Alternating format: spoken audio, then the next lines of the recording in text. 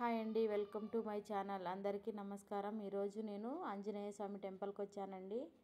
ఇక్కడ మీరు చూస్తున్న ఈ విగ్రహం లాంటివి చాలా విగ్రహాలు ఉన్నాయండి ఈ గుడిలో.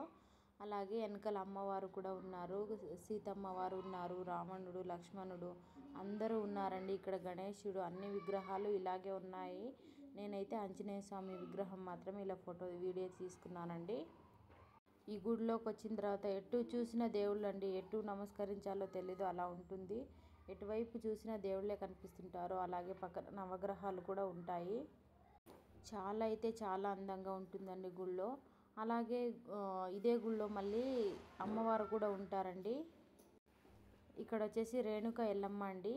చూడండి అమ్మవారిని ఎంత ముద్దుగా ఉన్నారో. అమ్మవారిని చూస్తుంటే అసలుకి కన్నుల పండుగగా ఉంది. నాకైతే అమ్మని చూస్తుంటే అలాగే చూడాలనిపిస్తుంది. చూడండి, ఏదో మనిషికి తెలియని ప్రశాంతత దొరుకుతుందండి నాకైతే ఇక్కడికి వచ్చాక.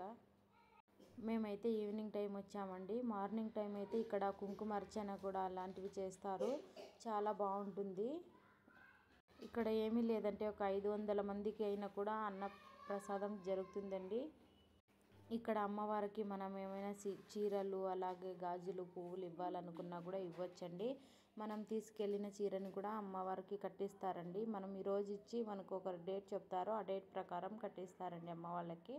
అలాగే ఈ అమ్మవారిని కూడా ఊరేగించారండి. అసలుకి మామూలుగా లేదు. చూడండి మీరే, ఇక్కడ పల్లకి సేవలాగా చేసి అమ్మవారిని ఊరేగించారు. చూడండి, పైన అంతా నాగుల పడగలాగా ఉంది. అసలుకి అమ్మవారు చూస్తుంటేనే ఎంత ముద్దుగా ఉన్నారో. అమ్మవారు మనల్ని చూసి నవ్వినట్టు అనిపిస్తుంది నాకైతే. చూడండి, దగ్గరికి వెళ్ళి చూసాను. మళ్ళీ మీరే చూడండి, అమ్మవారు మనల్ని చూసి నవ్వుతున్నట్టుగానే ఉన్నారు. నాకైతే మీకు ఎలా అనిపించిందో కామెంట్ చేయండి. చూడండి, పైన వచ్చేసి నాగుల పడగ, ప్రతి పడగకి ఇలా పైన డిజైన్ కూడా చేశారండి. చాలా అంటే చాలా బాగుంది. అలాగే ఇటు పక్కనే ఒక పెద్ద విగ్రహం ఉందండి, ఆంజనేయ స్వామి విగ్రహము. చూడండి ఎంత పెద్దగా ఉందంటే అసలుకి చెప్పలేము. అలాగే పక్కనంతా లైటింగ్స్ కూడా వేశారండి. నేనేం అది వీడియో తీయలేదు. ఇక్కడ ఆంజనేయ స్వామి వారిని మాత్రమే వీడియో తీసుకున్నానండి.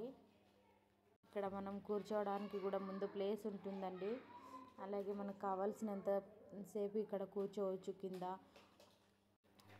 లోపల అయితే మనం ఏమి చేయలేం కదండి. ఇక్కడ మనం దీపారాధన కూడా చేసుకోవచ్చు. లోపలైతే పూజారి వాళ్ళే చేస్తారు. లోపల ఆంజనేయ స్వామిని కూడా చూసేయండి. చూడండి, స్వామివారికి శనివారం ఇలా ఉంటుంది.